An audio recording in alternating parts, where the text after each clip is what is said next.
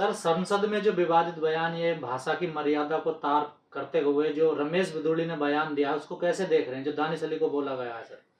मुझे तो कोई आश्चर्य नहीं हुआ, क्योंकि इनका संस्कार ही यही है। इसी संस्कार में पले बढ़े हैं, और जो इस तरह के हेट स्पीच, गाली गलौज खास तौर से मुसलमानों के खिलाफ करते हैं, उनका पार्टी में प्रमोशन हो जाता है। और वैसे भी नई संसद सिंगोल के साथ शुरू हुआ। सिंगोल का मतलब है राजतंत्र। तो जब नया परंपरा शुरू कर रहे हैं तो जाहिर है इस तरह की परंपरा तो उसमें होना है। पूरे दुनिया में खबर गई है कि किस तरह एक सांसद जो है, दिल्ली के सांसद है वो भी, इस तरह की भाषा का प्रयोग कर रहे हैं। देखिए, इतने दिनों से मैं देख रहा हूँ, और लगातार विपक्षी दल के जो नेता हैं उस पर त्वरित कार्रवाई हो जाती है। चाहे राहुल गांधी हो, चाहे अधीर रंजन चौधरी हो, चाहे संजय सिंह हो, तमाम ऐसे लोग, उनके खिलाफ तुरंत कार्रवाई हो गई। लेकिन जहाँ तक अभी तक मुझे पता है, जब आप इंटरव्यू ले रहे हैं, कि रमेश बिधूरी के खिलाफ कोई कार्रवाई नहीं हुई है। तो इसका क्या मतलब है? इसका मतलब सीधा न सीधा है कि बीजेपी आरएसएस का पॉलिटिकल ऑफशूट है, ठीक है? उसका एक राजनीतिक संगठन है, और आरएसएस की आस्था कभी संविधान में नहीं रही है। आरएसएस की आस्था कहाँ रही है? आरएसएस की आस्था रही है मनुस्मृति में।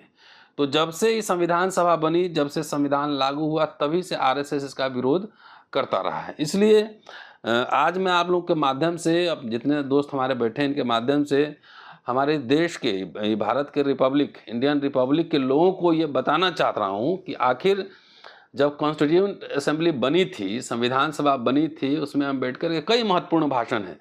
उसमें से 2 भाषण का कुछ अंश मैं ढूंढ कर लाया हूँ, और मैं चाहता हूँ कि आप सबको वो पढ़ाया जाए। एक ड्राफ्ट मसौदा का 21 फरवरी 1948 को बाबा साहब ने डॉक्टर राजेंद्र प्रसाद को एक चिट्ठी लिखा था, और उसके साथ संविधान के जो प्रावधान थे उसकी इसमें चर्चा है। और ये वॉल्यूम 40 में लिखा हुआ है। उसमें आखिरी पैराग्राफ जो है, 30 पेज का है ये पूरा मसौदा। वो कह रहे हैं कि कोई भी संविधान परिपूर्ण नहीं होता, और मसौदा संविधान मतलब ड्राफ्ट कॉन्स्टिट्यूशन अधिक अच्छा करने के उद्देश्य से मसौदा समिति खुद कुछ सुधारों का सुझाव करने वाली है।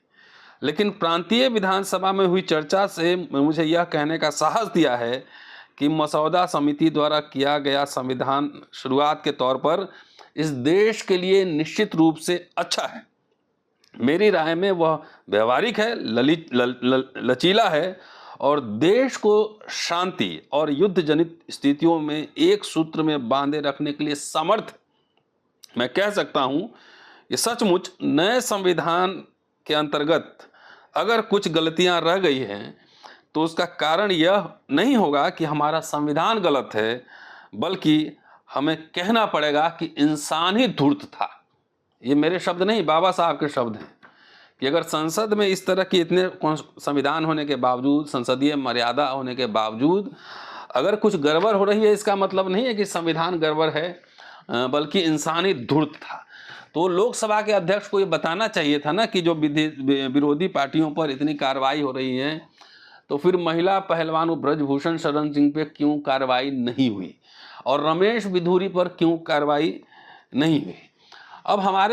अब दलित साथियों से भी कुछ कहना चाहता हूँ कि हम पढ़ लिख लें थोड़ा सा, बड़े नेता लोग, जो संगठन वाले लोग, कि बाबा साहब जिंदगी भर कांग्रेस के खिलाफ लड़े, है ना, लड़ते रहे, लेकिन कांग्रेस के साथ समझौते भी हुए। जब 25 नवंबर 1949 को जब संविधान उन्होंने सौंपा, तो जो एक लाइन, कुछ पंक्तियां मैं पढ़ के आपको सुनाना चाहता हूं, उससे समझ जाएंगे रमेश बिधूरी हो या ब्रजभूषण शरण सिंह हो, उस पर कार्रवाई क्यों नहीं हो रही। आप बात ये समझ जाएंगे। बाबा साहब ने उस भाषण में कहा, जब कट्टर शत्रु थे और संविधान सभा में भी कांग्रेस के रिकमेंडेशन पे ही गए थे, कि समिति में कांग्रेस के अस्तित्व के कारण कामकाज व्यवस्थित और अनुशासनबद्ध ढंग से हो पाया। अफरा तफरी पैदा होने का कोई मौका ही उत्पन्न नहीं हुआ। कांग्रेस पार्टी के अनुशासन के कारण ही संविधान समिति को संविधान के हर अनुच्छेद और हर संशोधन के भविष्य के प्रति यकीन हुआ, और संविधान प्रस्तुत करना आसान हुआ।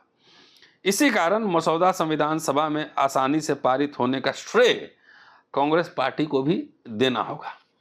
अब अभी देखिए, एक और एग्जाम्पल आपको देता हूं। अभी बिधूड़ी जब ये सब अपशब्द का इस्तेमाल कर रहे थे, तो रविशंकर प्रसाद वो सुप्रीम कोर्ट के लॉयर हैं, मंत्री भी रहे हैं, बिहार के नेता हैं। और बगल में हर्षवर्धन, वो डॉक्टर हैं, दोनों पढ़े लिखे इंसान हैं, लेकिन पीछे बैठे क्या कर रहे थे? मजे ले रहे थे, हंस रहे थे। वैसे लोगों के बारे में भी बाबा साहब ने उस भाषण में कहा है कि पार्टी से बंधे हुए इसीलिए ना, तो कोई भी ऑब्जेक्शन करता कि इस तरह की भाषा का इस्तेमाल नहीं कीजिए। तो बाबा साहब का इसमें लाइन है कि सभी सदस्य अगर पार्टी के अनुशासन से बंधे रहते तो संविधान सभा का कामकाज बड़ा नीरस हो जाता। पार्टी की अनुशासन संबंधी कठोर नीति के कारण सभी केवल हामी भरने वाले समूह में परिवर्तित होकर रह जाते, जैसे अभी हुआ हुआ करते हैं ना, एक ही पार्टी लाइन पे ही बोलना है। संयोग से समिति में कुछ विद्रोही लोग भी थे। उनमें मुख्यतः Ayushman Kamat, doctor PS Deshmukh, Ayushman Siddhwa, professor Saxena और ठाकुर दास भार्गव का भी समावेश था। ये लोग अपने पार्टी लाइन से हटकर भी बात वहां पर रख रहे थे। उसके साथ ही प्रोफेसर KT शाह और हृदयनाथ कुंजरू का जिक्र करना ही पड़ेगा। उनके द्वारा उपस्थित किए गए मुद्दे सैद्धांतिक थे। मैं उनकी सूचनाओं को स्वीकार नहीं कर पाया, इसका मतलब उनकी सूचनाओं का मूल्य कम था, ऐसा नहीं था। समिति के कामकाज में जिंदा दिली बनाए रखने के लिए उनके द्वारा दिए गए योगदान का महत्व कम नहीं होता। एक तरफ महिला बिल पास हो रहा है और दूसरी तरफ उसके बाद देखिए, उसके बाद ही घटना है ना ये। उसके बाद जब पास हो गया, उसके बाद देख लीजिए किस तरह से सांप्रदायिक जो भाषा का इस्तेमाल किया जा रहा है। 1 2 3 बात आज मैं कहना ही चाहूँगा, और दोस्तों ये सुनिए जरूर। भाषण के अगले अंश, मेरी राय में संविधान भले भी कितना बुरा हो, उसे लागू करने की जिम्मेदारी जिन पर है, वे अगर ईमानदार हों तो वे अच्छे साबित होंगे। इसी प्रकार संविधान कितना भी बुरा क्यों न हो, उसे लागू करने की जिम्मेदारी जिन पर है, वे अगर ईमानदार हों तो अच्छा साबित होगा। संविधान अगर खराब भी है, अच्छे लोग होंगे तो साबित हो जाएगा। संविधान केवल राज्य के कुछ हिस्सों जैसे कानून मंडल, कार्यकारी मंडल और न्यायपालिका को बनाता है। इन विभागों का कार्य सोच लीजिए अब, कैसे कानून काम करेगा, कैसे एग्जीक्यूटिव काम करेगा। इसका काम हमेशा से लोगों द्वारा बनाई गई राजनीतिक पार्टियों पर निर्भर होने वाला है। भारत के लोग और उनके राजनीतिक दल कब किस तरह पेश आएंगे, कोई कैसे बताए। ये आज की बात जो आप देख रहे हैं ना, ED, CBI, इलेक्शन कमीशन, तमाम बाबा साहब इसकी शंका उसी समय व्यक्त किए थे जिसमें संसद में जिस भाषा का प्रयोग किया जा रहा है। जवाहरलाल नेहरू और अंबेडकर में इतने मतभेद थे, उस समय संसद में बड़े बड़े स्कॉलर सब बैठे हुए थे, सब में सैद्धांतिक मतभेद थे, लेकिन कोई अपशब्द का इस्तेमाल कभी नहीं करते थे। डॉक्टर अंबेडकर ने कभी गांधी के खिलाफ अपशब्द का प्रयोग नहीं किया और गांधी ने कभी अंबेडकर के खिलाफ नहीं किया। आगे लिख रहे हैं, अपने उद्देश्यों की प्राप्ति के संवैधानिक मार्ग को अपनाएंगे या क्रांतिकारी मार्ग को अपनाएंगे, कैसे बताया जा सकता है। अगर वे क्रांतिकारी मार्ग को, जैसे आजकल बहुत नेता लोग लंपटाई करते हैं, क्रांतिकारी उस सेंस में नहीं, दूसरे सेंस में कर रहे हैं, तो संविधान कितना अच्छा क्यों न हो, असफल रहेंगे, यह बताने के लिए किसी कानूनविद की जरूरत नहीं है। इसलिए भारतीय लोग और उनके राजनीतिक दल कैसे पेश आएंगे, यह जाने बगैर संविधान के बारे में कोई भी निर्णय लेना निरर्थक होगा। ये नहीं लग रहा है कि आज जो हो रहा है उसके बारे में कि लोग आज 2023 में अगर संसद में लंपटाई होगा तो इसके बारे में उस समय कॉन्स्टिट्यूएंट असेंबली में कैसे बताया जाए। ये बाबा साहब के विचार थे। 1 2 बात और आपको मैं बताता हूँ जो बहुत ही दिलचस्प है कि पढ़ना लिखना जरूरी है, इससे कम से कम लोगों में कह रहे हैं कि मैंने, लंबा भाषण है, कुछ अंश आपको बता रहा हूँ कि यहाँ मैंने अपना भाषण पूरा किया होता, लेकिन मेरा मन देश के भविष्य को लेकर चिंतित है कि इस बारे में मेरी राय व्यक्त करने के लिए इस अवसर पर इस्तेमाल किया जाए, ऐसा मुझे लगता है। 26 जनवरी 1950 के दिन भारत एक आज़ाद देश बनेगा। फिर उस आज़ादी का क्या होगा? भारत अपनी आज़ादी को बरकरार रखेगा या फिर गंवा देगा? यह विचार मेरे मन में पहले आता है। भारत पहले कभी आज़ाद नहीं था, ऐसी बात नहीं थी, लेकिन हजारों साल गुलाम भी रहा। तो उसको जिक्र करते हुए कहते हैं कि क्या यह इतिहास दोहराया जाएगा, यानी फिर गुलाम बनेंगे?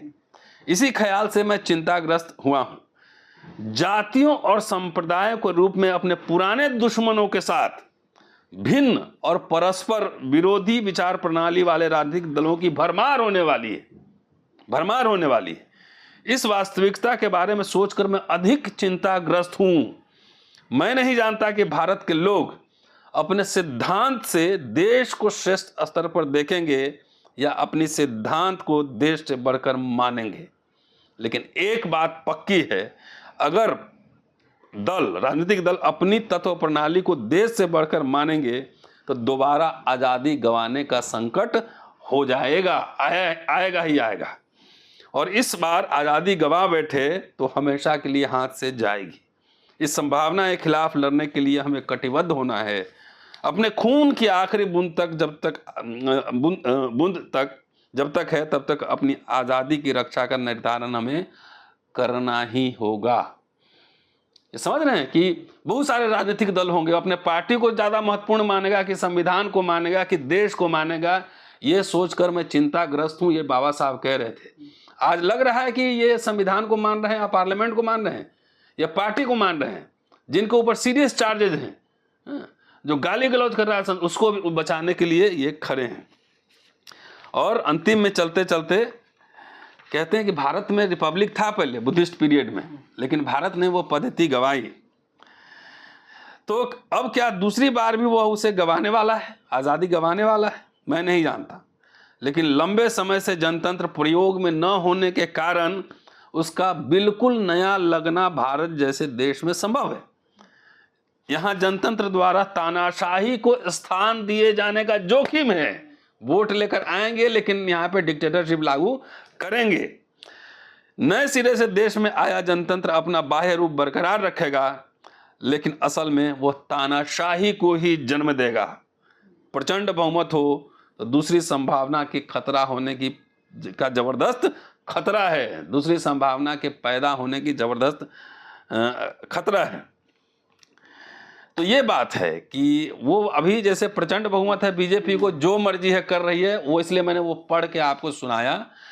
जो मर्जी है कर रहा है, किसी को जेल भेज रहा है, किसी को सस्पेंड कर रहा है, और अपने तरफ जितने भ्रष्ट लोग हैं वो आ जाए बीजेपी में तो साबुन से धुल जाता है, और अपोजिशन में कुछ भी हो उस पर रेड मार दो।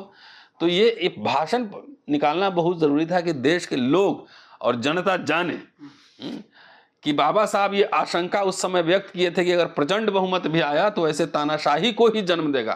तो आज तानाशाही बगैर आपातकाल के घोषणा किए हुए ये तानाशाही के युग से हम गुजर रहे हैं। शुक्रिया।